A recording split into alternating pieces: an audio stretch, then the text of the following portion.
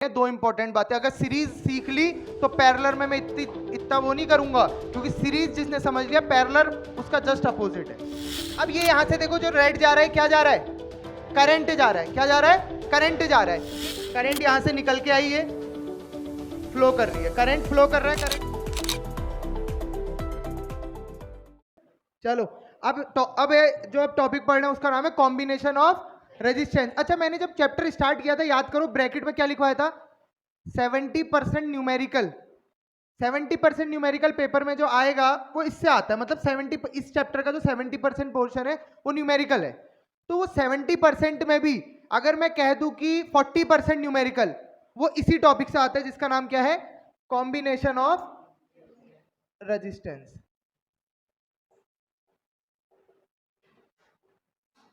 Combination of resistance, इसका मतलब क्या होगा? मतलब रेजिस्टेंस कंबाइन हो रहा है। अब देखो, रेजिस्टेंस अभी तक हम एक ही रेजिस्टेंस के बारे में पढ़ लेते, तो कंबाइन कर रहे हैं मतलब कम से कम दो होंगे। कम से कम कितने रेजिस्टेंस होंगे? दो रेजिस्टेंस, और ज्यादा से ज्यादा कितने भी हो सकते हैं। तो अब वो जो रेजिस्टेंस है, मेरे पास दो तरीके होते हैं कॉम्बिनेशन के। कितने तरीके? दो तरीके। कौन कौन से हैं वो दो तरीके?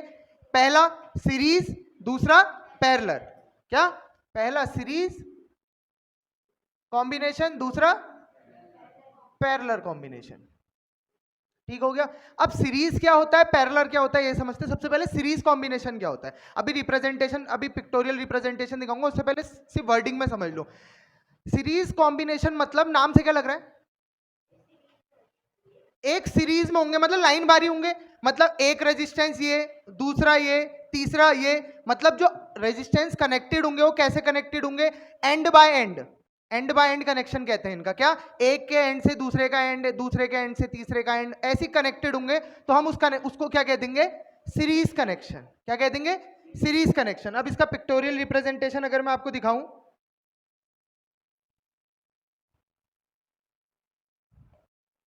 ये देखो, ये ऑफ कर देना दोनों।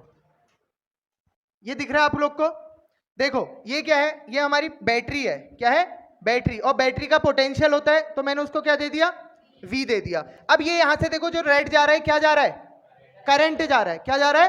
करंट जा रहा है। ये क्या है? पहला रेजिस्टेंस R1, दूसरा रेजिस्टेंस R2, तीसरा रेजिस्टेंस R3। अब मुझे कैसे पता चलेगा कि कोई भी रेजिस्टेंस सीरीज में है कि नहीं? मैंने क्या कहा? सबसे पहला एंड बाय एंड कनेक्टेड होते हैं। जो पहले वाले का एंड होगा, ये देखो पहले वाले का एंड क्या है? ये वो दूसरे वाले के स्टार्टिंग से जुड़ा होगा। जुड़ा है नहीं जुड़ा है? फिर वो जो दूसरे वाले का एंड होगा वो कहां से जुड़ा है? तीसरे वाले के। और मिनिमम कितने होंगे कहा था मैंने? दो, और मैक्सिमम कितने भी हो सकते हैं। अब इसमें हमने सीखने दो इंपॉर्टेंट बातें। अगर सीरीज सीख ली तो पैरेलल में मैं इतना वो नहीं करूंगा, क्योंकि सीरीज जिसने समझ लिया पैरेलल उसका जस्ट अपोजिट है। पैरेलल उसका जस्ट अपोजिट है। तो सीरीज में ध्यान से देखना। हम ये देखो, अब बैटरी क्यों लगाई जाती है? करंट के लिए। तो करंट जैसी ही इससे पास होगी। अब मुझे बताओ, इसमें हमें तीन चीजें पढ़नी है ना। हमने पूरे जो इलेक्ट्रिसिटी चैप्टर है उसमें मेन तीन चीजों पे फोकस करना है। किन किन पे? V, I और R। किन किन पे? V, I और R, जो ओम्स लॉ ने दिया था हमें। तो V, I और R। देखो R तो इसमें चेंज है, R तो अलग अलग है, तभी R1, R2 और R3 कह रहे हैं। अब बात करते हैं V और I की। V और I की। अब मुझे बताओ, मैं ऐसे जा रहा हूं, रास्ते में जाते रह रहा हूं, जाते रह रहा हूं, मेरे एक ही रास्ते में चलते रह रहा हूं, तो क्या मैं बट रहा हूं क्या कहीं पे? करंट यहां से निकली थी तो क्या कहीं बटी या बराबर रही? इक्वल रहेगी। कैसे? देखो, मैंने क्या करा, एक एमीटर यहां पे लगा दिया। एमीटर क्या होता है? करंट नापने वाला डिवाइस विच मेजर्स करंट। एक एमीटर यहां पे लगा दिया, एक एमीटर यहां पे लगा दिया। तो मैं देखूंगा करंट जब इस रेजिस्टेंस के से पास होके आई, जितनी मान लो यहां पे 5 एम्पेयर की करंट आ रही थी, उसके बाद वही करंट आगे गई, यहां पे भी कितनी आएगी? 5 एम्पेयर। यहां पे भी कितनी आएगी? मतलब जब सीरीज कॉम्बिनेशन होता है तब क्या होता है? Current remains same. Current same रहता है। क्यों रहता है? समझो, पहले ये समझ लो पोटेंशियल। अच्छा, ये चेंज होगा, V चेंज होता है और करंट सेम रहता है। अच्छा, V की डेफिनेशन क्या थी पोटेंशियल डिफरेंस की? क्या बताया था मैंने? Work done in bringing unit positive charge from one point two another point. अब मुझे ये बताओ, क्या जरूरी है क्या यहां से यहां तक जो वर्क डन किया है वही यहां से यहां तक भी होगा, वही यहां से यहां तक भी होगा? जरूरी है क्या? इसका पोटेंशियल अलग होगा, इसका पोटेंशियल अलग होगा और इसका पोटेंशियल अलग होगा। क्यों? क्योंकि अलग अलग है ना, यहां से यहां तक ले जाने में रेजिस्टेंस पे डिपेंड है। अगर ज्यादा रेजिस्टेंस होगा तो कम, बहुत ज्यादा काम करना पड़ा होगा। यहां पे अगर रेजिस्टेंस कम है R2 तो क्या बहुत कम काम करना पड़ेगा। तो मतलब मेरा सिंपल कहने का मतलब है कि सीरीज में V हमेशा चेंज होगा और I सेम रहेगा। ऐसा क्यों होता है, समझ में आया? क्यों? क्योंकि सीरीज में देखो, आप एक पॉइंट से दूसरे पॉइंट तक ले जा रहे हो तो क्या हो रहा है, वर्क डन करना पड़ रहा है। और वो वर्क डन क्या है, पोटेंशियल डिफरेंस तो है। पोटेंशियल डिफरेंस क्या बताया था मैंने, work done in bringing unit positive charge from one point two another point, from one point two. अगर हमें टेस्ट करना है, जैसे हमने करंट को चेक करा वैसे ही मैं अब किसको चेक कर लेता हूं, पोटेंशियल को। मैंने एक वोल्ट मीटर लगाया यहां पे, एक वोल्ट मीटर लगाया यहां पे, एक वोल्ट मीटर लगाया यहां पे। मुझे देखने को मिलेगा तीनों अलग अलग आ रहे हैं। ये V1 आ रहा होगा, ये V2, मतलब अलग अलग बता रहा हूं, ये V2 और ये V3। इसका मतलब क्या है, तीनों क्या है, अलग अलग हैं। अब इससे क्या पता चला मुझे, जब भी सीरीज कॉम्बिनेशन की बात होगी तो क्या होगा, आई सेम रहेगा, V चेंज रहेगा। अगर ये सीरीज का याद हो गया, समझ में आ गया, तो पैरेलल इसका अपोजिट होगा। और इसमें भी सिर्फ एक चीज याद रखो, या तो V को याद रखो या I को। I सेम रहता है क्योंकि I बट कहां रहा है, कहीं बट रहा है क्या I? अभी पैरेलल में देखेंगे हम I बट रहा था, इसमें कहीं I बट रहा है, यहां से जाते रहा जाते रहा जाते रहा, कहीं बट नहीं रहा है, तो क्यों चेंज होगा, होगा क्या चेंज, नहीं होगा। लेकिन V अलग अलग है, क्यों, यहां पे R1 के लिए अलग V1 है, R2 के लिए अलग V2 है, R3 के लिए अलग V3 है। समझ में आया? एक बार देखो करंट कैसे जा रही है इससे। करंट यहां से निकल के आई है, फ्लो कर रही है, करंट फ्लो कर रहा है, करंट। अब देखो जरूरी थोड़ा है ये करंट तो सेम जाएगी, करंट देखो कहीं पे आपको लग रहा है स्पीड कम ज्यादा हो रही है, करंट सेम है ना, लेकिन पोटेंशियल अलग अलग होगा। क्या हो जाएगा चेंज, पोटेंशियल चेंज हो जाएगा। अब मैं इसका आपको फॉर्मूले का वो फॉर्मूला बताया तो कैसे डिराइव होगा। अब देखो, अब सीरीज कॉम्बिनेशन का जो फॉर्मूला होता है वो कैसे निकलता है ये समझो। मैं एक छोटा सा वो बना देता हूं। मैंने जो अभी आप लोग को बताया मैं उन्हीं चीजों का यूज करूंगा, ठीक है। ये R1 है, R2 है, यहां से करंट पास हुआ, ये समझ में आया। ये क्या है, बैटरी, तो बैटरी क्या पोटेंशियल आएगा, ये I करंट, ये R1 या R2। अच्छा, ये यहां पे मैं V1 लिख सकता हूं, मैंने अभी बताया क्यों, अलग अलग होगा, ठीक हो गया। अब मैं अगर इसको समझूं तो देखो, अब मैं इसका फॉर्मूला डिराइव कर रहा हूं, और जो सीरीज कॉम्बिनेशन का फॉर्मूला होता है मुझे पता है। अच्छा ये बताओ मुझे,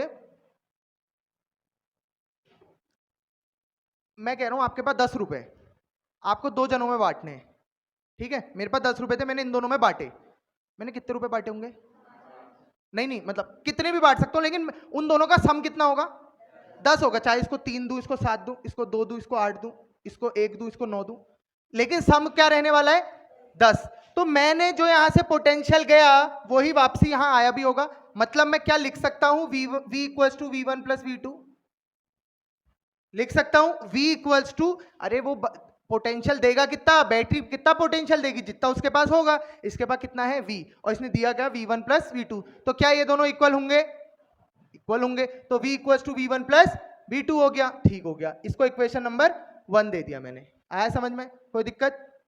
अब आती है बारी अकॉर्डिंग टू ओम्स लॉ।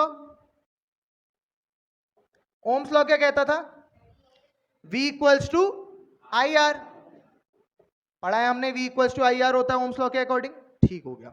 अब ये ओम्स लॉ में मैं क्यों लेके आया यहाँ पे ओम्स लॉ को, ये समझो। अब मुझे बताओ, फॉर R1 या फॉर फर्स्ट रेजिस्टेंस V1 क्या हो जाएगा, एक्चुअली में V1 I1 R1 होना चाहिए था, लेकिन मैं I1 को I रहने दूंगा। क्यों, करंट चेंज नहीं हो रहा है, करंट सेम रह रहा है। ये ऐसी फॉर सेकंड रेजिस्टेंस क्या हो जाएगा, V2 बराबर I R2 हो जाएगा। अब मैं V1 और V2 की वैल्यू कहां पुट करूंगा, इक्वेशन नंबर 1 पे। तो यहां पे लिखता हूं, putting values of V1, V2 in equation 1। तो क्या है, V की जगह क्या पुट करूंगा, IR, इक्वल्स टू V1 की जगह I R1, V2 की जगह क्या इधर दोनों में I कॉमन है, बचा क्या R1 प्लस इधर के I से इधर का I कैंसिल, तो क्या बन के आया फॉर्मूला R बराबर R1 प्लस। तो सिंपल सी बात यह है, जब भी सीरीज में रेजिस्टेंस लगे होंगे और आपको टोटल रेजिस्टेंस निकालना है, क्या निकालना है, टोटल रेजिस्टेंस निकालना है, तो मैं क्या करूंगा, उन सारे रेजिस्टेंस को आपस में क्या कर दूंगा, प्लस कर दूंगा। फॉर एग्जांपल मैं कह रहा हूं एक सर्किट डायग्राम है,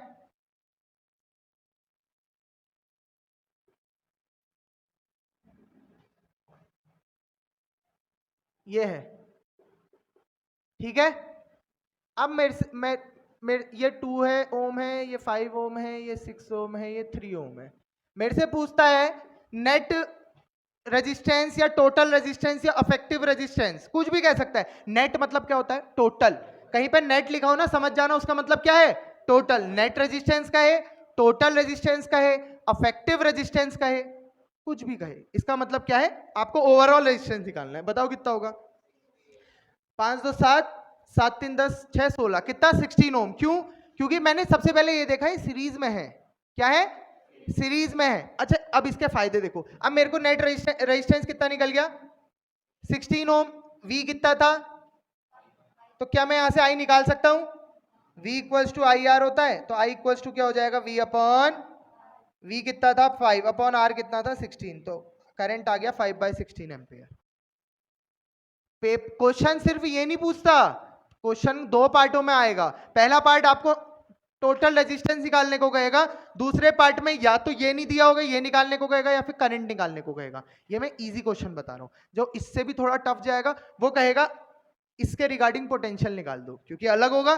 करंट तो सबके लिए सेम होगा, करंट 5/16 इसके लिए भी होगा, इसके लिए भी, इसके लिए भी, इसके लिए भी। क्यों, क्योंकि सीरीज में करंट सेम रहता है, लेकिन पोटेंशियल इसके लिए अलग होगा, इसके लिए अलग, इसके लिए अलग, इसके लिए अलग होगा, नहीं होगा। क्यों, सीरीज में क्या चीज चेंज होती है, पोटेंशियल, और क्या चीज सेम रहता है, करंट। समझ में आया, कोई डाउट, पक्का। तो ये मेन है फॉर्मूला, ये मैंने दो यहाँ पे दो लिए थे, इसलिए R1 प्लस R2 है, जितने होंगे उतनों को ऐड कर देना है। और सीरीज की पहचान क्या है, जैसी सर्किट डायग्राम दिखे, बैटरी पकड़ो और बैटरी से ऐसे पेन चलाओ, करंट लेते हुए जाओ, कहीं पे बट रहा है तब वहां पे पैरेलल आएगा, नहीं तो सीधे सीधे कहानी चल रही है तो आप क्या कहोगे, सीरीज कॉम्बिनेशन है। हम न्यूमेरिकल्स करेंगे तब देखेंगे, फिलहाल ये समझ में आया, डेरिवेशन समझ में आया इसका, पक्का।